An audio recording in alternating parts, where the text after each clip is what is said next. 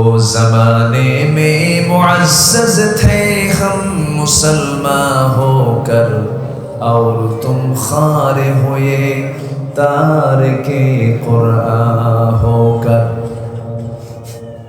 সেই যুগের মানুষেরা কোরআনে কারীমকে তাজিম করার কারণে, কোরআনে কারীমকে অনুসরণ করার কারণে গোটা পৃথিবীতে তারা সম্মানের উচ্চাসনের সমাসীন হয়েছিল। আজকে মুসলমান কোরআনটা ছেড়ে দেওয়ার কারণে গোটা পৃথিবীতে লাঞ্ছিত বঞ্চিত জাতিতে রূপ নিয়েছে। আল্লাহ রাব্বুল আলামিন কোরআনে কারীমের ভিতরে তাও বলে দিচ্ছেন এই বিষয়ে, আফাতুমিনুনা বিবা'দিল কিতাবি ওয়া তাকফুরুনা বিবা'দ। তোমরা কিতাবের কিছু অংশ মানবে, কিছু অংশ মানবে না, তা হবে না। তোমাকে কোরআনটাকে পরিপূর্ণরূপেই তোমাকে মানতে হবে। আংশিক মানবে, আংশিক মানবে না, ফলাফল কি হবে? ইল্লা খিজিয়ুন ফিল হায়াতিদ দুনিয়া।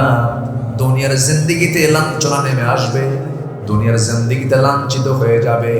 ওয়া হুয়া ফিল আখিরাতি মিনাল খাসিরিন। আখিরাতের জিন্দেগিতে ক্ষতিগ্রস্তদের অন্তর্ভুক্ত হয়ে যাবে। এই জন্য আমরা ইসলামটাকে, কোরআনটাকে আমরা আংশিক মানবো না, পুরোপুরি মানবো। আংশিক মানবো না, পুরোপুরি মানবো। যে দু শ্রেণীর মুসলমান, একটা শ্রেণী কিছু মুসলমান আছে নামাজও পড়ে, সুদের কারবারও করে। আছে নাকি? আছে আছে। নামাজও পড়ে, জিনার কাজেও লিপ্ত হয়ে যায়, হারাম কাজেও লিপ্ত হয়ে যায়। নামাজ পড়ে, মানুষের সম্পত্তিও মেরে খায়। আমার বন্ধুগণ, ইসলামকে মানতে গেলে 16 আনাই মানতে হবে। অনেকে ব্যালেন্স করে ইসলামটাকে মানতে চায়, কিছু ইসলাম কিছু দুনিয়া। এইরকম করে ইসলাম মানার কোনো সুযোগ নাই। ইসলাম মানতে হলে নিজের মর্জি মতো জানলে হবে না, নিজের মর্জি মতো মানলে হবে না। আল্লাহ রাব্বুল আলামিন আরেক জায়গায় সুন্দর করে বলছেন, ইয়া আইয়ুহাল্লাযীনা আমানু দুখুলু ফিস-সিলমি কাফা ওয়া লা তাত্তাবিউ খুতুওয়াতিশ শাইতান ইন্নাহু লাকুম আদুউম মুবিন। জোরে বলুন আল্লাহু আকবার। ইসলামের ভিতরে পরিপূর্ণরূপে দাখিল হয়ে যাও। আংশিক ঢুকবে, আংশিক ঢুকবে না, তা হবে না। আবু জেহেল তো আংশিক মানতে চেয়েছিল। আবু জেহেল মুহাম্মদ আমার রাসূলকে ডাক দিয়ে বলছে, মুহাম্মদ বিন আব্দুল্লাহ এদিকে আসো, তোমার বংশ এক, আমার বংশ এক। ঘুম থেকে উঠলে তুমি আমাকে দেখো, আমি তোমাকে দেখি। আমাদের মধ্যে গন্ডগোল রাখার কোনো দরকার নাই। তোমার ধর্ম 6 মাস থেকে যাক, আমার ধর্ম 6 মাস থেকে যাক। তুমি আমার ধর্মকে বৈধতা দিয়ে দাও, আমি তোমার ধর্মকে বৈধতা দিয়ে দিচ্ছি। এই কথা শোনার সঙ্গে সঙ্গে রাসূল বলছেন, চাচা যে প্রস্তাব দিয়েছেন এই প্রস্তাবটা মানা সম্ভব নয়। সঙ্গে সঙ্গে রাসূল সূরা কাফিরুন শোনায় দিলেন। যারা পারেন ঠোঁট মিলিয়ে বলুন, কুল ইয়া আইয়ুহাল কাফিরুনা লা আ'বুদু মা তা'বুদুন ওয়ালা আনতুম আবিদুনা মা আ'বুদ ওয়ালা আনা আবিদুম মা আবাদতুম ওয়ালা আনতুম আবিদুনা মা আ'বুদ লাকুম দীনুকুম ওয়ালিয়া দীন। জোরে বলুন আল্লাহু আকবার। তোমরা যার গোলামি করো আমি তার গোলামি করি না, আমি যার গোলামি করি তোমরা তার গোলামি করো না। তোমার দিন তোমার কাছে, আমার দিন আমার কাছে।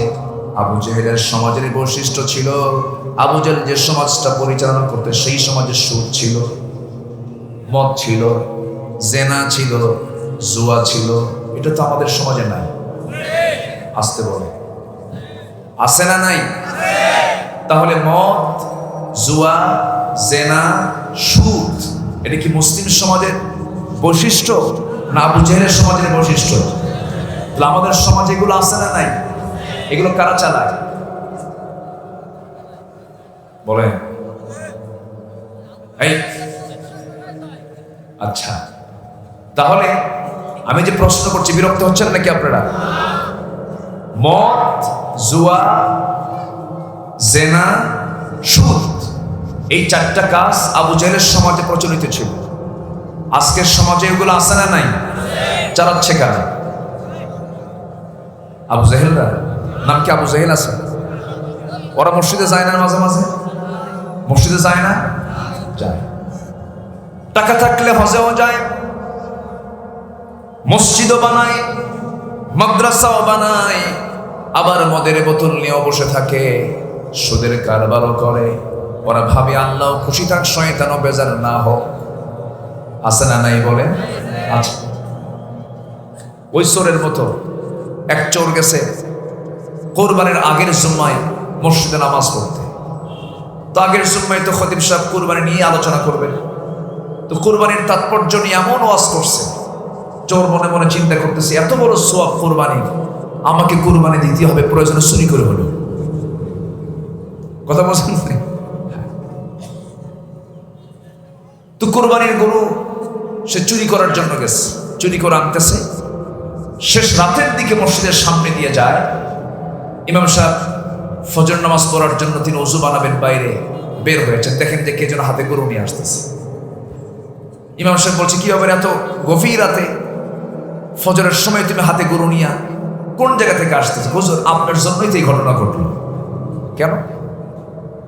আমি জুমার নামাজ গত সপ্তাহে পড়ছি আপনার পেছনে, আপনি কোরবানির উপরে যে আলোচনা করেছেন, কোরবানির যে তাৎপর্য নিয়ে আলোচনা হয়েছে, আমার মনে হলো এই বড় সওয়াবের কাজ আমার বাদ দেওয়া যায়, এই জন্য কোরবানিটা দেবো বলে গরুটা চুরি করে আনতেছি। ইমাম বলতেছে, আমি কি তোমাকে চুরি করে কোরবানি দিতে গেছি? কিন্তু তা বলেন নাই, কিন্তু আমি একটা হিসাব মিলাইছি। কি হিসাব? আপনি কোরবানির যে সওয়াবের ব্যাপারে কথা বলেছেন, এটা বিশাল সওয়াব, অপরন্ত সওয়াব, আর আমার চুরি করার একটা গুনাহ। তো চুরি করার গুনাহ আর কোরবানির সওয়াব, অন্তত যদি আমার সওয়াব না হয় প্লাস মাইনাস মাইনাস, মাঝখান দিয়ে আমার গোশত খাওয়া তো বোনাস। আমার কথা কি বোঝা যায়? এরকম হিসাব কষা কিছু লোক আছে না নাই? আসতে বলবেন না, আছে না নাই? বলে যে সামনে তো রমজান আসতেইছে, রমজান মাসে আকাম কুকাম করবো না, এই মাসে যা কিছু সব কর। রমজান মাসের কদরের রাত্রে কি হুজুর কেমন দোয়া করতে বলবো, হাতে কিছু টাকা দিয়ে বলবো, হুজুর এমন দোয়া করবেন, দোয়ার ঠেলায় যেন জান্নাত পার হয়ে জাহান্নামে যায়, যা তুই জাহান্নামে।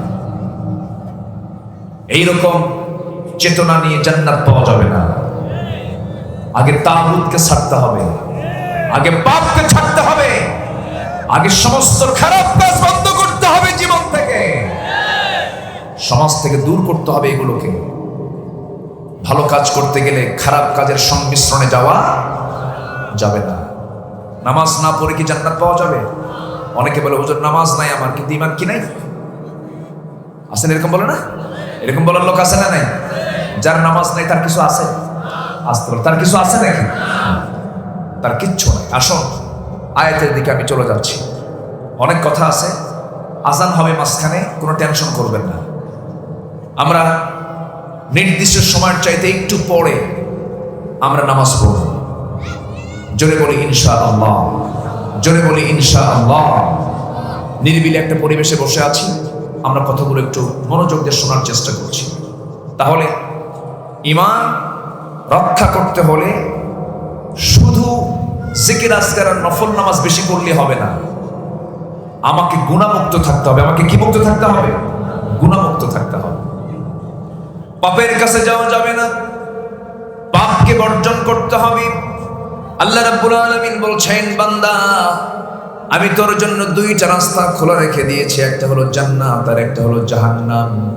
তুই কোনটায় যাবি তুই সিদ্ধান্ত নিবি। আমি কারণ আমি তোকে স্বাধীন করে দিয়েছি, আমি তোকে মুক্ত করে দিয়েছি। এই দুনিয়াতে তুই খারাপ কাজ করলেও তোকে কেউ কিছু বলবে না, ভালো কাজ করলেও কেউ তোকে ধরবে না। তবে বান্দা আমি কিন্তু একদিন ধরে ফেলবো। আল্লাহ রাব্বুল আলামিন বলছেন, আমার পরিচয় হলো, সবাই বলেন আলহামদুলিল্লাহি রাব্বিল আলামিন আর রহমানির রহিম মালিকি ইয়াউমিদ্দিন ইয়্যাকা না'বুদু ওয়া ইয়্যাকা নাস্তাঈন। জোরে বলুন আল্লাহু আকবার। আমার আল্লাহর পরিচয় হলো সবচেয়ে বড় পরিচয়। বিচার দিবসের মালিক তিনি হলেন চিফ জাস্টিস, প্রধান বিচারপতি।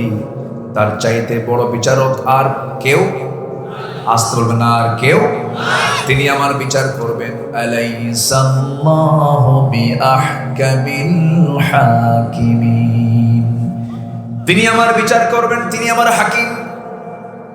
সে আল্লাহ বলছেন, বান্দারে এই দুনিয়াতে যত অপরাধ আছে এর মধ্যে সবচেয়ে বড় অপরাধ হলো যারা নামাজকে নষ্ট করবে। আমার বড় আফসোস হয় এই দেশে মুসলমান বেশি না কম? কত পার্সেন্ট মুসলমান বলেন তো? 90% মুসলমান। কিন্তু এখন প্রশ্ন করি, যদি নামাজি বেশি না বেনামাজি বেশি? বলেন বলেন। বেনামাজি বেশি। বেনামাজি বেশি, নামাজি কম। এটা কি ভালো লক্ষণ না খারাপ লক্ষণ? খারাপ লক্ষণ। এখন মসজিদগুলো পাকা না কাঁচা? ইমানগুলো। আর আগে ছিল মসজিদ কাঁচা, ইমান পাকা। কিন্তু পাকা কোনটা হওয়া দরকার? ইমানটা পাকা হওয়া দরকার। মসজিদ হয়ে গেছে হাজার হাজার লক্ষ লক্ষ মসজিদ,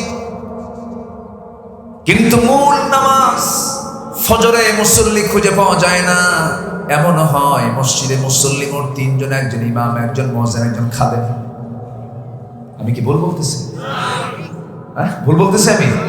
মসজিদ পাকা করে আপনি কি করবেন? আমার ভাইয়েরা, মসজিদে মুসল্লি নাই, মাত্র 5% লোক নামাজ পড়ে। 90% লোকের, 90% মুসলমানের দেশ বাংলাদেশ, যেই দেশে 5% লোক নামাজ পড়ে। কিন্তু নামাজের জন্য বেড়ে যায়। নামাজ কেন পড়ে না, নামাজ কেন পড়ছে না? এর জন্য শাসন আছে না নাই? আসতে বলেন নাই। ইসলামী রাষ্ট্রের জন্য শাসন আছে না নাই? দুনিয়াতে যদিও নামাজ না পড়ার জন্য বড় কোনো শাস্তির বিধান ইসলামে রাখে নাই, কিন্তু মরার পরে সবচেয়ে বেশি শাস্তি হবে, সবচাইতে প্রথম প্রশ্ন হবে কি নিয়ে বলেন? নামাজ নিয়ে প্রশ্ন হবে। আমার ভাইয়েরা, ইসলামে 3টা শাস্তি বড় ভয়ঙ্কর। এই পৃথিবীতে তার বেঁচে থাকার কোনো অধিকার নাই।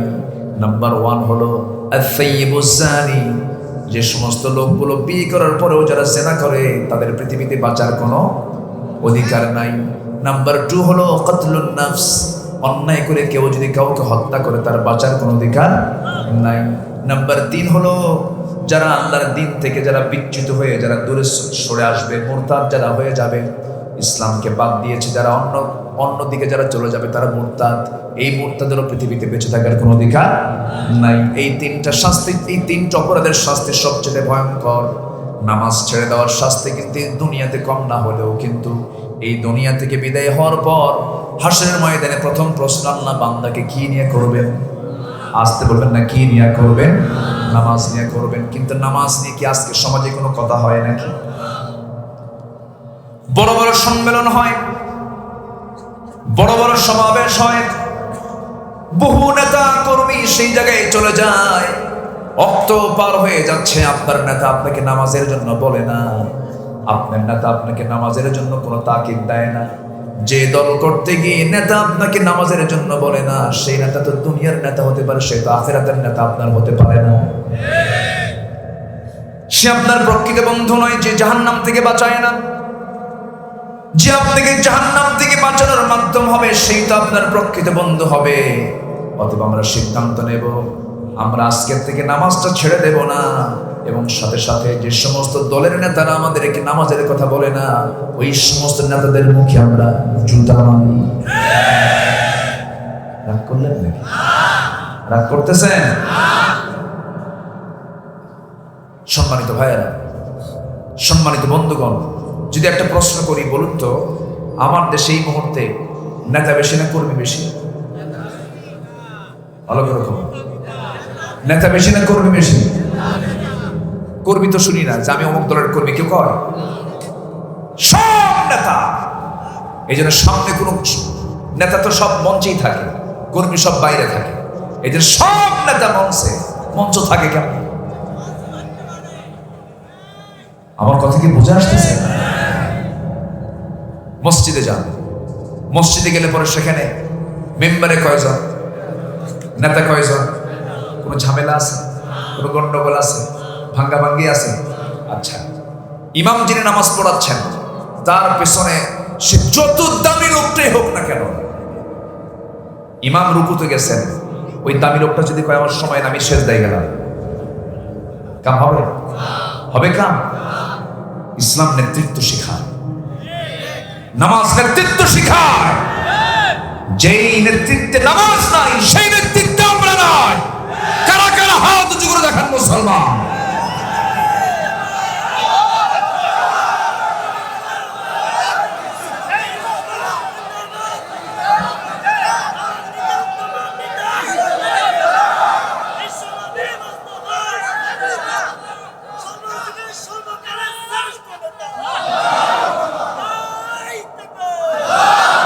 আল্লাহ তুমি কবুল করো, জোরে বলে আমিন, আরো জোরে আমিন।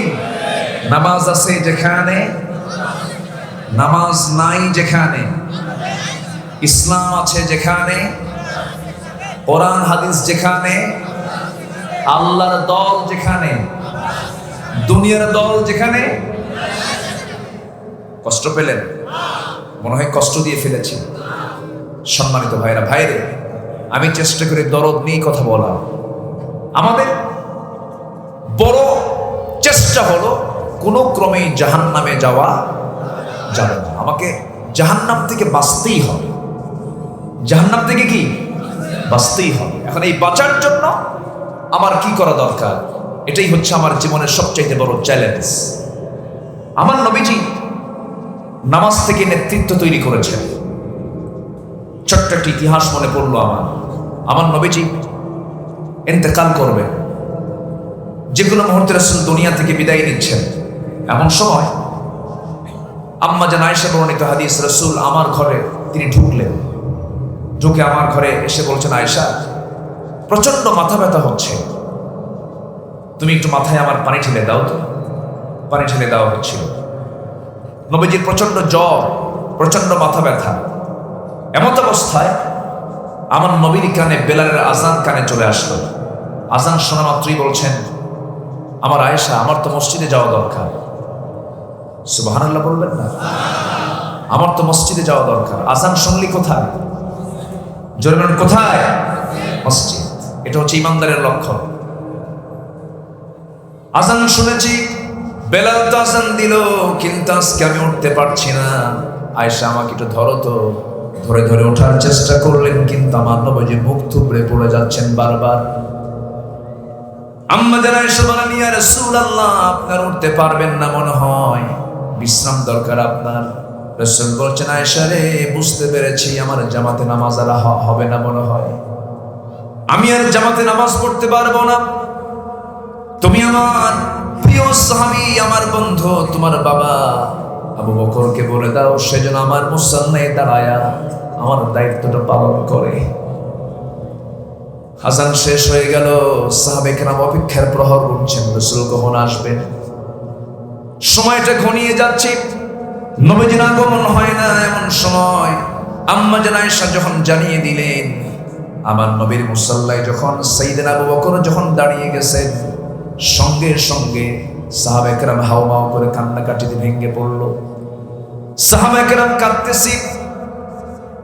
সাহাবে কেরামের কান্নার কারণ হলো, আহারে আমার নবীজি, যার পেছনে সারা জীবন নামাজ পড়লাম, সেই নবীজি আজকে নাই। ইমাম যখন নতুন এসেছে, বুঝতে পেরেছি নবীর পেছনে বুঝে আমাদের নামাজের কিসমতে জুটবে না।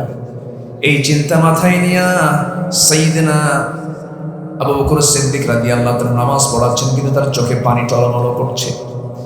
নবীজি নামাজ পড়তেছেন, কিন্তু আমার নবীজি আম্মা জান আয়েশার ঘরের ভিতরে বলছেন, আয়েশা, আমার সাহাবীরা তো নামাজ পড়তেছে, আমার সাহাবীরা কেমন করে নামাজ পড়ে, আমাকে একটু ধরো তো, আমাকে জানালার কাছে একটু নিয়ে যাও। জানালার কাছে তাকে শক্ত করে ধরে যখন সেই ফাঁকার জায়গায় যখন তাকে দাঁড় করে রাখানো হলো, শক্ত করে আম্মা জান আয়েশা ধরে আছেন। আবু বকর সিদ্দিক রাদিয়াল্লাহু তাআলা তেলাওয়াত করছেন, নামাজের মধ্যে নামাজ শুরু হয়ে গেছে, সাহাবে কেরাম কাঁদতেছেন। নবীজির সাহাবীদের নামাজ দেখে তিনিও কান্না ভেঙে পড়ছেন। নবীজির চোখ বেয়ে বেয়ে টপ টপ করে পানি পড়ছে। নবীর চোখের পানি দেখে আম্মা জান আয়েশা বলছেন, ইয়া রাসূলুল্লাহ, সাহাবীরা তো নামাজ পড়ে, আপনার চোখে পানি কেন? আপনি কেন কাঁদতেছেন? তারা তো নামাজ পড়ছে, এটা তো দুঃখের কোনো কারণ নয়। রাসূল বলছেন, আয়েশা রে, আজকে আমার সাহাবীরা সুন্দর করে কাতারে কাতারে নামাজ পড়তেছে। আয়েশা, তুমি কি জানো এই নামাজ পড়তে গিয়ে কাফেররা আমাকে কত টর্চার করেছে? এই নামাজ আদায় করতে গিয়ে মক্কার কাফির মুশরিকরা, আমি যখন রুকুতে চলে গেছি, উতবা, শাইবা, মুগীরারা আমার পিঠের উপরে উটের পচা নাড়িভুড়ি চাপায় দিয়েছে, মুখ থুবড়ে আমি জমিনে পড়ে গেছি। আমার সাহাবীরা নামাজ পড়তে গেছে, হাতের মধ্যে তারা মূর্তিগুলো ঠুকায় দিয়েছে। এই নামাজ কায়েমের আন্দোলন করতে গিয়ে, তায়েফের ময়দানে দাওয়াত দিতে গিয়ে মার খেতে খেতে আমার রক্ত রঞ্জিত হয়েছে। এই নামাজ কায়েমের সংগ্রাম করতে গিয়ে আমার বন্ধু আবু বকর রক্তাক্ত হয়ে মক্কার মাটিতে সেন্সলেস হয়ে পড়েছে। আমার বেলালকে মারতে মারতে গোটা শরীরটা জখম করে দিয়েছে। আমার খাব্বাবকে মারতে মারতে পিঠের চামড়া তুলে দিয়েছে। ইয়াসারকে 2 টুকরা করে দুনিয়া থেকে বিদায় করে দিয়েছে। ওরে আয়েশা, এই নামাজ কায়েমের সংগ্রাম করতে গিয়ে উহুদের ময়দানে দেখো নাই যে দুটা দাঁত আমার নাই, 2টা দাঁত আমার কাফের মুশরিকরা ভেঙে দিয়েছে। এই নামাজ কায়েমের সংগ্রাম করতে গিয়ে খন্দকের প্রান্তরে কোদাল দিয়ে মাটি খনন করতে গিয়া, পরীক্ষা খনন করতে গিয়া আমার যে কোমরটা কুঁজো হয়েছে, আজ পর্যন্ত আয়েশা আমি কোমর সোজা করে দাঁড়াতে পারি না। এই নামাজ কায়েমের সংগ্রাম করতে গিয়ে এত কষ্ট, এত ত্যাগ স্বীকার করেছি। সেই সুন্দর একটা মুহূর্ত আমি দেখতে পাচ্ছি, আমার সাহাবীরা 5 ওয়াক্ত নামাজ কি সুন্দর করে জামাতে পড়ছে। এই সুন্দর দৃশ্য দেখে আমার চোখে পানি এসেছে। এটা আমার দুঃখের পানি না, এটা আমার চরম আনন্দের পানি। আমার নবীজি এই কথা বলেই বলছেন, আয়েশা, মনে হয় বাঁচব না, দুনিয়া থেকে বিদায় নিয়ে যাব, মনে হয় মরে যাব। তুমি আমার কলিজার টুকরা ফাতিমাকে একটু ডেকে আনো তো। ফাতিমার কথা যখন বলা হলো, ফাতিমা রাদিয়াল্লাহু তাআলা আনহা নবীর সামনে হাজির হয়ে গেলেন। ফাতিমার চক্ষু দুটি লাল হয়ে গেছে, কাঁদতে কাঁদতে বেকারার হয়ে যাচ্ছে। রাসূল বাঁচবেন না। রাসূল বলছেন, ফাতিমার এই দিকে কাছে আসো। কানের মধ্যে মুখ ঢুকায় বলছেন, ফাতিমা, তোমার কান্নার কারণ নাই। দুনিয়ার জিন্দেগিতে তুমি আমার যেমন কাছাকাছি ছিলা, আমি কবরের মাটিতেও তুমি আমার সঙ্গে কাছাকাছি থেকে যাবে, মানে আমার পরেও তোমার মৃত্যু হয়ে যাবে। মানুষ মৃত্যুর কথা শুনলে পরে টেনশন করে, কিন্তু ফাতিমার মুখে হাসির ঝিলিক দেখা দিল না। না, আমার আব্বা চলে যাচ্ছেন, আমিও দুনিয়া থেকে বিদায় নেব, কাছাকাছি থেকে যাব। আমার নবীজের পরে বলছেন, আয়েশা, আমি মনে হয় দুনিয়া থেকে বিদায় নিয়ে নেব। তুমি আমার জন্য দেখো তো মেসওয়াক টানতে পারো নাকি? মালাকুল মউত যে কোনো মুহূর্তে আমার কাছে চলে আসবে। মুখটা কেমন যেন একটু গন্ধ গন্ধ মনে হচ্ছে। মেসওয়াকের জন্য যখন বলা হলো, সহিহ হাদিস, আম্মা জান আয়েশা বর্ণিত হাদিস, তিনি নিজে উঠতে পারলেন না। তার ভাই আব্দুর রহমানকে ডাক দিয়ে বলছেন, ভাই আব্দুর রহমান, একটা মেসওয়াক এনে দাও তো। মেসওয়াক এনে দেওয়া হলো। মেসওয়াকের আগায় শব্দ দেখে আম্মা জান আয়েশা মেসওয়াকটা কি চাবায়া চাবায়া নরম করে দিলেন। মেসওয়াকের আগায় কিছু থুতু জমা হয়ে গেল। নবীর হাতে যখন দেওয়া হলো, আমার নবীজি মেসওয়াক হাতের মধ্যে নিয়া মেসওয়াক শুরু না করে মুস্কি একটা হাসি মেরে আমার নবীজি তার আম্মা জান আয়েশার সেই মুখের লাগানো থুতুটা মেসওয়াকের আগায় চুষে চুষে তিনি পান করছেন। মুস্কি মুস্কি হাসি দিয়ে বলছেন, আয়েশা, আমার মনে হয় শেষ, আমি দুনিয়া থেকে বিদায় নিয়ে নেব। আম্মা জান আয়েশা নিজেকে ধন্য মনে করেছেন। তিনি বলেছেন, নয়টা কারণ আমি শ্রেষ্ঠ, আমি অন্যান্য স্ত্রী চাইতে আল্লাহ তাআলা আমাকে মর্যাদা বেশি দিয়েছেন। এর মধ্যে অন্যতম কারণ হলো আমার নবীজি তার জীবনের শেষ খাবার খেয়েছেন আমি আয়েশা, আমার মুখের লালা। আমার নবীজি মিসওয়াক সম্পূর্ণ করলেন। মিসওয়াক সম্পূর্ণ করে মৃত্যুর জন্য প্রস্তুতি নিচ্ছিলেন। এমন সময় বলছেন, আয়েশা, আমি মনে হয় দুনিয়া থেকে বিদায় নিয়ে নেব। একটা কথা তোমাকে বলে যাচ্ছি, আমার পরিবারের জন্য কিছু বলবো না, আমি কারো জন্য কিছু বলবো না, আমার গোটা বিশ্বের সকল উম্মতের জন্য আমি একটা মেসেজ দিয়ে যাচ্ছি। আয়েশা, এই হাদিসটা তুমি সবাইকে জানায় দেবে। আমি নবীজি আমার জীবনের শেষ মুখ থেকে আমার লাস্ট কথা হলো, আসসালাত আসসালাত আইমা মালাকাত আইমানুকুম। আমার উম্মতরা যেন কখনো 5 ওয়াক্ত নামাজ না ছেড়ে দেয়। বুকটা পড়ে যায়। আমার দেশের সকল নামের আগে মোহাম্মদ লাগানো, কিন্তু সেই বান্দাগুলো নামাজ পড়ে না। আজান হয়ে যায়, বাজারে মানুষের অভাব নাই, মসজিদের লোক নাই, ফজরের আজান হয়ে যায়, মসজিদটা ফাঁকা পড়ে থাকে, আবাদ নাই মসজিদে। আমার বন্ধুগণ, সন্তান স্কুলে যায় না, বা সন্তানকে বাপ মা কত শক্ত শাসন করে, কিন্তু সন্তানগুলো নাক ডেকে ফজরের সময় ঘুমাচ্ছে, কিন্তু বাপ্পার কোনো চাপ নাই। এমন পরিবার কম না বেশি? আসতে বলবেন না কম না বেশি? এই জন্য সবার আগে ব্যক্তি, পরিবারের, সমাজ, সব জায়গায় সবার আগে হুকুমটা চলবে কিসের হুকুম? আসতে বলবেন না কিসের হুকুম বলেন? প্রত্যেকটা পরিবারের দায়িত্বশীল আছে না নাই? তার দায়িত্বের সম্পর্ক প্রশ্ন করা হবে। এই জন্য আমরা আমাদের সন্তানকে, আমাদের জীবনকে আমরা নামাজ দিয়ে ধন্য করব। জোরে বলি ইনশাআল্লাহ। নামাজ পড়বো কয় ওয়াক্ত? আসতে বলবেন না কয় ওয়াক্ত? আল্লাহ রাব্বুল আলামিন বলছেন, শোনো, সূরা মারিয়ামের 59 নম্বর আয়াত আল্লাহ রাব্বুল আলামিন বলছেন, বান্দা শোনো, তোমরা যদি এই দুইটা অপরাধ যদি বেশি করে ফেলো, এই দুইটা অপরাধ যদি তোমাদের জীবনে যদি হয়ে যায়, আমি তোমাদেরকে শুধু জাহান্নাম দেব না, জাহান্নামের গর্তের মধ্যে শক্ত করে আমি তোমাকে ঢুকায় রাখবো। আল্লাহ রাব্বুল আলামিন বলেন, ফাখালাফা মিন বা'দিহিম খালফুন আদাউস সালাতা ওয়াত্তাবাউশ শাহাওয়াতি ফাসাউফা ইয়ালকাউনা গায়্যা।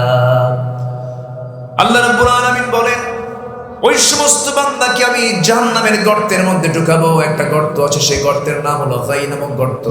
সেই গর্তটা এত ভয়ঙ্কর গর্তের নাম, যে গর্তটাকে দেখে জাহান্নাম পর্যন্ত ভয় পায়, এমন ভয়ঙ্কর গর্ত সেই জাহান্নামের গর্ত, গাই নামক গর্ত। সেই গাই নামক গর্তের মধ্যে আল্লাহ রাব্বুল আলামিন সেই সমস্ত বান্দাকে ঢুকাবেন। এক নাম্বার হলো যারা দুনিয়ার জিন্দেগিতে যারা নামাজকে নষ্ট করেছে। নামাজ কি করেছে? নষ্ট করেছে। নামাজ ছাড়বো না পড়বো? আসতে বলি, নামাজ ছাড়বো না পড়বো? সবাইকে নামাজ পড়তে রাজি আছেন? নামাজ পড়তে রাজি আছেন? 5 ওয়াক্ত নামাজ পড়বেন। কার একটা হাত তুলে দেখান তো দেখি। জোরে বলি ইয়া আল্লাহ। আরো জোরে বলি ইয়া আল্লাহ। আরো জোরে বলি ইয়া আল্লাহ। আমাদেরকে 5 ওয়াক্ত সালাত আদায় করার তৌফিক তুমি আল্লাহ দিয়া দাও। জোরে বলি আমিন। আরো জোরে আমিন। আরো জোরে আমিন। নামাজ, এই অপরাধ করলে, নামাজ না পড়লে আল্লাহ তাআলা ওই গাই নামক ভয়ঙ্কর গর্তের মধ্যে ঢুকায় দিবেন। নাম্বার 2 হলো ওয়াত্তাবাউশ শাহাওয়াত। যারা নফসের দাসত্ব করবে, নফস যা চায় তাই যারা করবে, তাদেরকে আল্লাহ তাআলা সেই গর্তের মধ্যে ঢুকাবেন। তাফসীরে কুরতুবীর মধ্যে আরো 6টা শ্রেণীকে বলা হয়েছে, এই 6টা শ্রেণীও তারা জাহান্নামের সেই গর্তের মধ্যে ঢুকবে। নাম্বার 1 হলো যে সমস্ত সেনাকার সেনা করতে করতে পাকা হয়ে গেছে, ও কেউ আল্লাহ তাআলা জাহান্নামের গর্তের মধ্যে ঢুকাবেন। নাম্বার 2 হলো যে মদ্যপায়ী, মদ পান করতে করতে মদকে জায়েজ মনে করে, আছে না নাই বলেন? আসতে বলবেন না, আছে না নাই? আছে। নাম্বার 3 হলো যে সুদখোর, সুদের কারবার করতে করতে সুদটাকে জায়েজ মনে করে, সুদের কারবার করতে করতে পাকা সুদখোর হয়ে গেছে। নাম্বার 4 হলো যে সন্তান পিতামাতার প্রতি সুন্দর আচরণ করে না, তাদের খেয়াল রাখে না, এমন সন্তান তো বাংলার জমিনে নাই। বসেন, আজান হয়েছে মনে হয় না? দেরি আছে তো নড়াচড়া করছেন কেন? বসে নাই যে, উঠে কেন? কি করব? চালাবো চালাবো চালাবো। কাউকে উঠতে দিবেন, কাউকে উঠতে দিবেন না।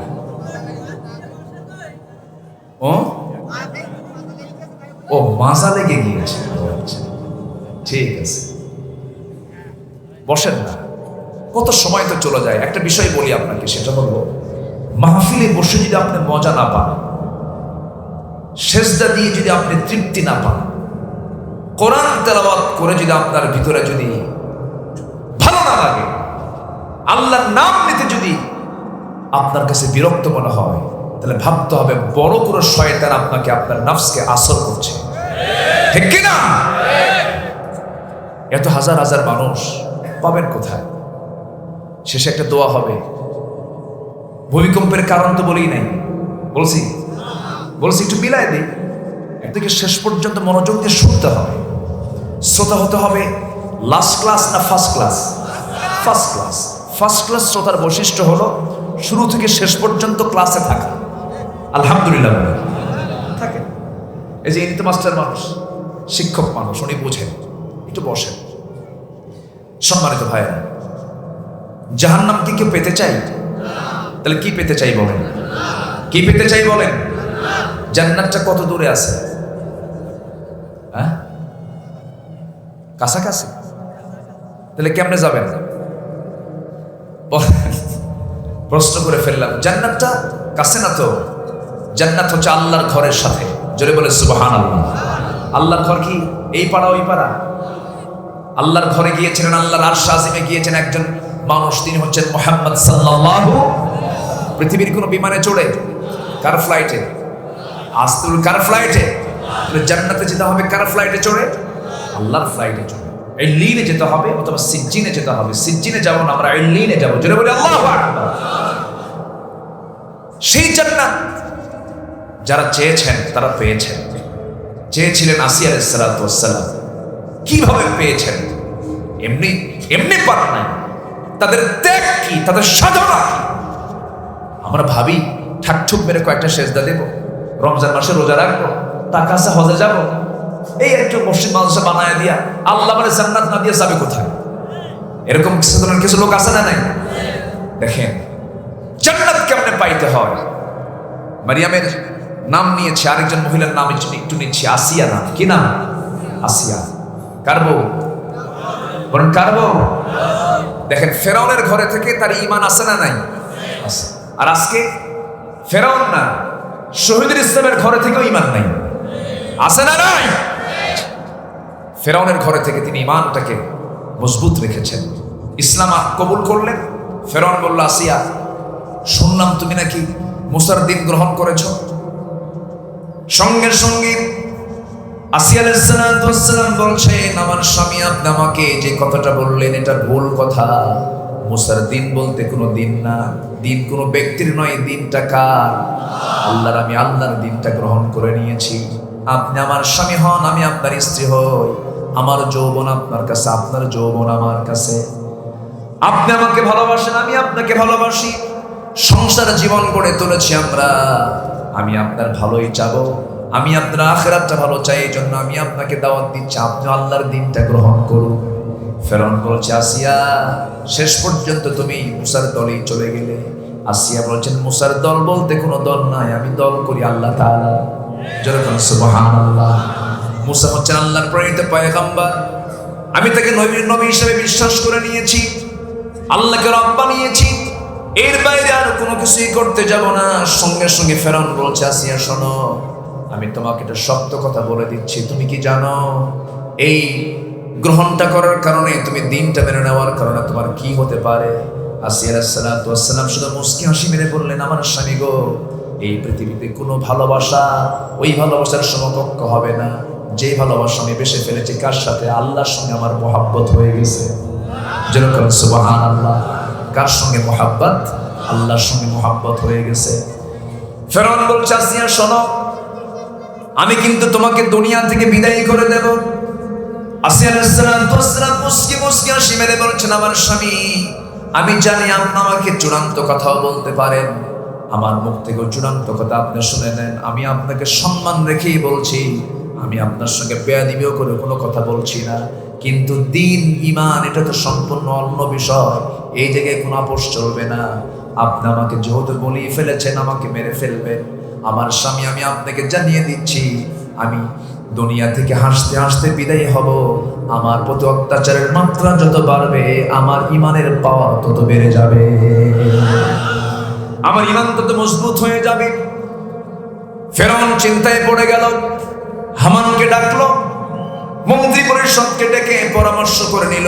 হামান বলে ফেললো, বুকের শত্রু বড় শত্রু, ঘরের শত্রু বড় শত্রু, এই শত্রু তোমার বড় ক্ষতির কারণ হয়ে যেতে পারে। একে দুনিয়া থেকে বিদায় করে দাও। চূড়ান্ত আকার আইন পাশ হলো, জল্লাদ রেডি হয়ে গেল। আসিয়া আলাইহিস সালামকে দুনিয়া থেকে বিদায় করে দেওয়া হবে। একটা প্রশ্ন আমি আপনাদেরকে করতে চাই, ফেরাউনের বউ মানে ওই গোটা দেশের মধ্যে সেকেন্ড মানুষটাই হচ্ছে আসিয়া, ফার্স্ট লেডি, সামাজিক মর্যাদা, এরপরে তার সমস্ত স্ট্যাটাস, সব দিক থেকে আসিয়া ছিলেন সবার ঊর্ধ্বে। ফেরাউনের পরই তার স্থান। কিন্তু আলাইহিস সালাম সমস্ত দুনিয়ার মান মর্যাদা সবগুলোকে মাইনাস করে তিনি খুঁজে নিলেন জাহান্নাম না জান্নাত, জাহান্নাম না জান্নাত। আমার ভাইরা, আলাইহিস সালামকে যখন সর্বশেষ কথা জানিয়ে দেওয়া হলো, আসিয়া তুমি কি করবে বলো? আসিয়া আলাইহিস সালাম বললেন, হাসতে হাসতে দুনিয়া থেকে বিদায় নেব, আল্লাহর জান্নাতে চলে যাব। জান্নাত সামনে দাঁড়ায় গেল। জান্নাত সামনে দাঁড়িয়ে গিয়ে সর্বশেষ বলতে, আসিয়া এখনো সময় আছে, তুমি কি করবে বলো? আসিয়া আলাইহিস সালাম বলছেন, আমার নাকের মধ্যে আমি জান্নাতের ঘ্রাণ পাচ্ছি। হাত দুইটা উঁচু করলেন, আল্লাহর সঙ্গে তারা কি দিদার করেছেন, সুন্দর করে দুটো হাত তুললেন, একটা দোয়া করলেন। সেই দোয়াটা আল্লাহর খুব পছন্দ হয়েছে। সেই পছন্দের কারণে তাওরাত কিতাব ছিল তার কিতাব, কিন্তু আসিয়ার দোয়াটা স্থান পেয়েছে কোরআনে কারীমের মধ্যে। আমাদেরকে শেখানোর জন্য আমরা যেন ওইভাবে দোয়াটা করি, আমরা যেন এরকম ভাবে যেন জান্নাতটা কামনা করি। আসিয়া আলাইহিস সালাম কি দোয়াটা করলেন?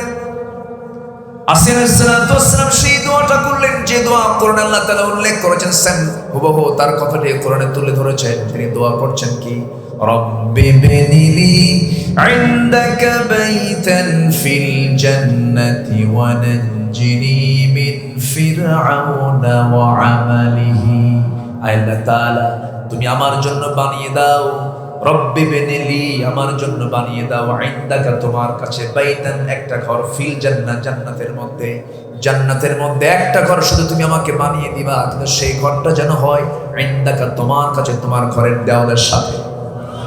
একটু আসতে বলেন সুবহানাল্লাহ। তাহলে জান্নাতটা কোথায়? কার ঘরের সাথে? কার ঘরের সাথে? আল্লাহর ঘরের সাথেই জান্নাত। সেই জান্নাতটা পেতে হলে মেহনত করতে হবে। ঠাকঠুক মেরে কয়েকটা সেজদা দিলাম পাবো না জান্নাত। সর্বনিম্ন যে জান্নাতটা হবে, একজন ব্যক্তিকে সর্বনিম্ন যে জান্নাত দেওয়া হবে, 10টা পৃথিবীর মতো একটা জান্নাত। ছোট হয়ে গেছে, ছোট হয়ে গেছে নাকি? জোরে বলেন না সুবহানাল্লাহ। কয়টা পৃথিবী? এই পৃথিবীতে দেশের সংখ্যা হলো 228টা। 228টা দেশ, 228টি দেশের সমন্বয়ে গোটা পৃথিবী। এর মধ্যে সুপার পাওয়ার আমেরিকা আছে, ভ্লাদিমির পুতিনের রাশিয়া আছে, দামোদর দাস নরেন্দ্র মোদীর ভারত আছে। এইরকম করে গোটা দুনিয়া, 228টি দেশ নিয়ে একটা দুনিয়া, 50 কোটি 10 লক্ষ বর্গ মাইলের এই দুনিয়া। এইরকম একটা দুনিয়া নয়, 10টা দুনিয়ার সমান একটা জান্নাত একজন বান্দাকে দেওয়া হবে। তাহলে আল্লাহর জায়গা কি আছে? আসতে বলে আল্লাহর জায়গা আছে না নাই? একটু মাথা খাটান। যে জায়গায় বসে আছে এই জায়গা থেকে সোজা দেখতে পাচ্ছি আকাশ, খোলা আকাশ আমরা বসে আছি। এই বিশাল আকাশ, এর মাঝে একটা সূর্য এখন ঢলে ঢলে পড়ছে, অস্তমিত হয়ে যাবে। কিন্তু আসলে কি সূর্য হেরে যায় না থেকেই যায়? আসতে কর, সূর্য হেরে যায় না থেকে যায়? আরেক জায়গায় কি আলো দিচ্ছে, এখানে সন্ধ্যা হচ্ছে, আরেক জায়গায় সকাল হয়ে যাচ্ছে। সূর্য কোনোদিন অস্তমিত যায় না, সূর্য কখনো হেরে যায় না। এই সূর্য আমরা যে দেখতে পাই একটা প্লেটের মতো, শুধু প্লেটের মতো নয়। যেহেতু দিনের বেলা সবার মস্তিষ্কটা শার্প আছে, রাতের বেলা না। কথাগুলো আপনারা একটু মাথায় নেওয়ার চেষ্টা করেন। এই সূর্যটা যদি আমার কাছে মনে হচ্ছে একটা প্লেটের মতো, কিন্তু না। এই সূর্য এই পৃথিবী থেকে 50 কোটি 10 লক্ষ মাইল বর্গ মাইলের এই দুনিয়া, এই দুনিয়ার চাইতে ওই সূর্যটা হলো 13 লক্ষ গুণ বড়। মানে 13 লক্ষ দুনিয়াকে এক পাল্লায় দিলে পরে একটা সূর্যের সমান হয়। যেরকম সুবহানাল্লাহ। এই হলো সূর্য বড়। আবার রাতের বেলা চাঁদ দেখি আমরা, ওই চাঁদের পিছনে কিছু তারকা দেখতে পাই। সেই তারকাগুলো সূর্যের চাইতে ছোট না বড়? যদি জোনাকির মতো দেখা যায়, কিন্তু জোনাকির মতো নয়, অনেক বড়।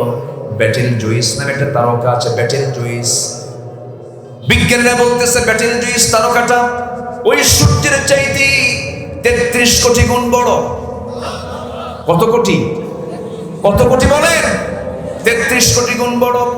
এইরকম করে মহাশূন্যে অসংখ্য তারকা রেখে দিয়েছেন। এক একটা গ্যালাক্সির ভিতরে আল্লাহ রাব্বুল আলামিন 50 বিলিয়ন তারকা রেখে দিয়েছেন। 50 বিলিয়ন মানে 1 বিলিয়ন সমান 100 কোটি। 50 বিলিয়ন তারকা একটা গ্যালাক্সির মধ্যে আছে। কোটি কোটি গ্যালাক্সি মহাশূন্যে আছে। যেরকম সুবহানাল্লাহ। সুপারনোভা এরপরে হলো প্রক্সিমা সেন্ট্রাই। এই সমস্ত তারকাগুলো মহাশূন্যে সব ঝুলাইয়ে রেখেছেন। মানুষ তো চাঁদের দেশে গেছে, মানুষ তো মঙ্গল গ্রহে গেছে, মঙ্গল গ্রহে চলে গেছে নভোযান নিয়ে, মঙ্গল গ্রহ ঘুরে এসেছে। মঙ্গল গ্রহে অনেকে কেউ কিছু জায়গাও কিনছে। কি কথা কি বুঝতেছেন? দুনিয়ার ভাল লাগে না, মঙ্গল গ্রহে যাইবে, চলে গেছে মঙ্গল গ্রহে। চাঁদের দেশে গেছে মানুষ, সেই চাঁদ দেখে ঘুরে এসেছে। কিন্তু যদি কোনো বান্দা এরকম চিন্তা করে যে চাঁদ দেখলাম, মঙ্গল গ্রহ দেখলাম, তারকার দেশ দেখতে যাব, তারকা ঘুরে আসবো একটু, এই পৃথিবীর সবচেয়ে নিকটবর্তী তারকার দেশ হলো প্রক্সিমা সেন্ট্রাই। প্রক্সিমা সেন্ট্রাই তারকাটা সবচেয়ে পৃথিবীর কাছাকাছি তারকা। এই তারকার দেশে যদি কেউ যেতে চায়, এই তারকার দেশে যেতে যদি কেউ চায়, বর্তমান দুনিয়ার সবচেয়ে দ্রুতগামী নভোযান হলো অ্যাপোলো 11। অ্যাপোলো 11 এর গতি হলো পার আওয়ার 1 ঘন্টায় 39,000 কিলোমিটার। 1 ঘন্টায় কত? 39,000 কিলোমিটার। 39,000 কিলোমিটার বেগে কোনো ব্যক্তি যদি ওই নভোযানে চড়ে, অ্যাপোলো 11 চড়ে যদি সেই তারকার দেশ প্রক্সিমা সেন্টারের সবচেয়ে কাছের তারকার দেশে যদি যেতে চায়, তার সময় লেগে যাবে 1,15,000 বছর মাত্র। যাবেন কারা কারা? হাত তোলেন, বলেন। সুযোগ আছে? আর এই আকাশের নিচে ছোট্ট একটা মানুষ অহংকার কি দেখে? হ্যাঁ, অহংকারটা কি? চেয়ার পাইলে পরে সুপার গুলো আটা দিয়া বসে, ছাড়াছাড়ি নাই, আছে না? অহংকার করো না। অহংকার আসবে যা, পতন হবে না। জুলুম করবে যে, ধ্বংস হবে সে। শুধু সময়ের অপেক্ষা। আল্লাহ আছে না? ধরে ধরে ধরে না, ধরলে আল্লাহ। 1600 বছর ফেরাউন ছিল, জ্বরও হয় নাই, নাক দিয়ে পানিও পড়ে নাই, সর্দিও লাগে নাই, ধরছেন আল্লাহ। কয়দিন? আসতে পারবেন না, কয়দিন? ফেরাউনের মৃত্যুর 1 মিনিট আগেও জানতো না ফেরাউন আমার এইরকম পতন হবে। অতএব এই বিশাল আকাশের নিচে ক্ষুদ্র একটা মাখলুক, তুমি অহংকার করো না, অহংকার করো না, জুলুম করো না, নির্যাতন করো না। সম্মান দেওয়ার মালিককে, আবার বেইজ্জত করার মালিককে, সে আল্লাহ আছে না নাই? আসতে বলবেন না, আছে না নাই? তুরস্কের দিকে তাকান, কি চিত্র!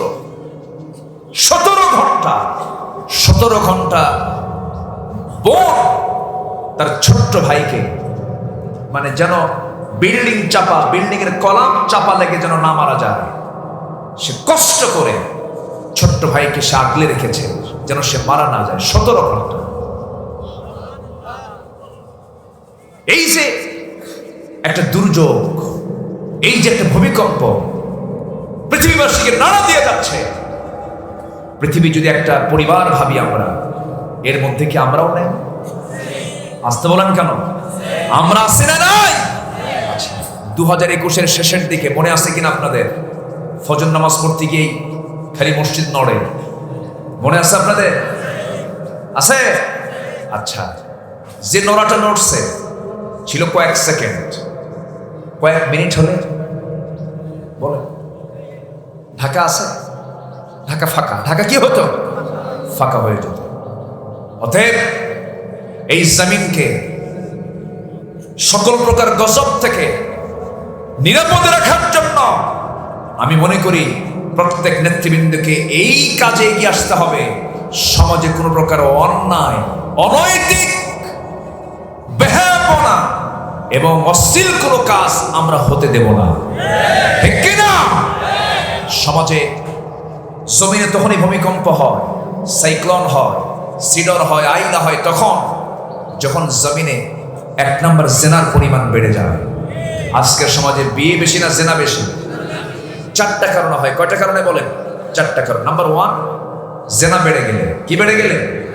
জেনা বেড়ে গেলে। আজকের সমাজে বিয়ে বেশি না জেনা বেশি? বলেন। বৈধ সম্পর্ক না অবৈধ সম্পর্ক? এই যে ফুল, যশোরের গদখালির একটা গোলাপ ঢাকায় বিক্রি হবে 1000 টাকা দিয়া, এই ফুলটা কে কাকে দেবে? মগা মগিকে দেবে, টোনা টনিকে দেবে। বলেন এই কাজগুলো কি চলছে আড়ালে না প্রকাশ্যে? বলেন আড়ালে না প্রকাশ্যে চলছে? প্রকাশ্যে চলছে। একটা ছেলে একটা মেয়ের সঙ্গে বসে আছে, একটা ছেলে একটা মেয়ে পাশাপাশি বসে গল্প করছে, এমনকি মেয়ের উরুতে মাথা রেখে পবিত্র অঙ্গন ক্যাম্পাসের সামনে ঘন্টার পরে ঘন্টা গল্প করে। প্রশাসন দাঁড়িয়ে থেকে মুস্কি মুস্কি হাসে আর বলে ভালো করে কর। আমি কি ভুল বলছি? আমি কি ভুল বলছি? ছেলে মেয়ে উভয়ের সম্মতিতে যদি তারা পরস্পর শারীরিকভাবে মিলিত হয়, এটা নাকি কোনো অপরাধ না। এই জাতীয় কথা তারাই বলতে পারে যারা কোরআন এবং হাদিসের বিধানকে মানে না, ঠিক কিনা? আমার মেয়েকে রক্ষার দায়িত্ব আমাদের আছে না নাই? আমার বইয়ের সতীত্ব রক্ষার দায়িত্ব আমাদের আছে না নাই? 14ই ফেব্রুয়ারি কোনো ভালোবাসা দিবস নয়, এটা বিশ্ব লুচ্চা দিবস, বেহায়া দিবস, নোংরা দিবস। মুসলমানদের ভালোবাসা নির্দিষ্ট দিনক্ষণ নয়, মুসলমানদের ভালোবাসা 24 ঘন্টার প্রত্যেকটা সেকেন্ডই ভালোবাসা। বলি আলহামদুলিল্লাহ, আমরা ভালোবাসা নিয়ে জন্ম নিয়েছি। কি নিয়ে জন্ম নিয়েছি? ভালোবাসা। কষ্ট পাচ্ছেন? সম্মানিত ভাইয়েরা, নাম্বার 2 হলো ভূমিকম্প হওয়ার কারণ কি? গজব নাজিরের 2 নম্বর কারণ হলো যখন সমাজে মদ অ্যাভেলেবেল হয়ে যাবে। এই খুলনার ভিতরেই একটা কোম্পানি দর্শনার দিকে মদের ফ্যাক্টরি আছে। এবছর মাশাআল্লাহ 700 কোটি টাকা লাভ হয়েছে, মদ দিয়েছে। খুব ভালো লক্ষণ না? আচ্ছা, রাগ করতেছেন আপনারা? তাহলে মদ্যপান করা কি? মদের ব্যবসা করা কি? মদের কারবার করা কি? মদের লাইসেন্স নেওয়া কি? তাহলে আমার দেশে এগুলো আছে না নাই? আচ্ছা, আমরা কি এগুলো করতে যাব? এগুলো করতে যায় যারা, তাদেরকে বাধা দেওয়ার দরকার আছে না নাই? কে মুসলমান কে মুনাফিক এটা চেনার জন্য সহজ সূত্র জানিয়ে নেন। কে মুসলমান কে মুনাফিক সহজ সূত্র হলো, আপনি আজকে মদের বিরুদ্ধে কথা বলেন, সুদের বিরুদ্ধে কথা বলেন, জেনার বিরুদ্ধে কথা বলেন, জুয়ার বিরুদ্ধে কথা বলেন, বহুত দাড়িওয়ালা টুপিওয়ালা বুজুর্গ দেখতে বুজুর্গই দেখা যায়, এই সমস্ত লোকগুলো আপনার সামনে লাঠি নিয়ে দাঁড়ায় যাবে, ঠিক কিনা? দাঁড়ায় যাবে। নাম্বার 3 হলো, 1 নম্বর হলো যখন সমাজে যখন জেনা বেড়ে যাবে। নাম্বার 2 হলো মদের কারবার যখন বেড়ে যাবে, মদ্য সেবন যখন বেড়ে যাবে। নাম্বার 3 যখন সমাজে সুদের কারবারটা বেড়ে যাবে। সুদ আছে না নাই? আসতে বলুন না, সুদ আছে না নাই? আছে। নাম্বার 4 হলো সমাজে যখন জুয়ার কারবারটা বেড়ে যাবে। আল্লাহ তাআলা আজ থেকে কত আগে জানিয়ে দিয়েছেন, ইন্নামাল খামরু ওয়াল মাইসিরু ওয়াল আনসাবু ওয়াল আজলামু রিজসুম মিন আমালিশ শাইতান ফাজতানিবু। মদ জুয়া সব আল্লাহর কাম না শয়তানের কাম? মিন আমালিশ শাইতান, আল্লাহর নির্দেশ নাকি এটা? শয়তানের নির্দেশ। এই সমস্ত কাজে আমরা যাব না। জোরে বলি ইনশাআল্লাহ, আরো জোরে বলি ইনশাআল্লাহ। আসিয়ার কথা বলছিলাম আমরা, মনে আছে কিনা জানি না। আসিয়া আলাইহিস সালাতু ওয়াস সালাম শেষ পর্যন্ত দুনিয়া থেকে বিদায় নিয়ে এটাই বুঝায় দিলেন, ও দুনিয়ার মানুষ, ঈমানের পথে টিকে থাকতে গেলে, আল্লাহর জান্নাত কামাই করতে গেলে হাসি মুখে এমন করে দুনিয়া থেকে বিদায় নিতে হয়। আমরা সব বিসর্জন দেব, কিন্তু ঈমানটাকে আমরা কখনো ছেড়ে দিতে পারবো না। নামাজ পড়বেন তো সবাই? সবাই নামাজ পড়তে রাজি আছেন তো? গাই নামক গর্তের মধ্যে 6 শ্রেণী যাবে, 4টা বলেছি। নাম্বার 5 হলো যে ব্যক্তি মিথ্যা সাক্ষী দিবে, আল্লাহ রাব্বুল আলামিন তাকে গাই নামক গর্তের মধ্যে জাহান্নামের মধ্যে ঢুকায় দিবেন। নাম্বার 6 হলো যে নারী অপর সন্তানকে নিজের স্বামীর সন্তান বলে চালায়া দেয়, অর্থাৎ অবৈধ জেনার ফলে যে সন্তানগুলো আসে, এই সমস্ত মহিলাদেরকে আল্লাহ রাব্বুল আলামিন সেই জাহান্নামের গাই নামক গর্তের মধ্যে ঢুকাবে। এই সমস্ত অপরাধ থেকে আল্লাহ আমাদের সবাইকে হেফাজত করুন। জোরে বলি আমিন, আরো জোরে আমিন।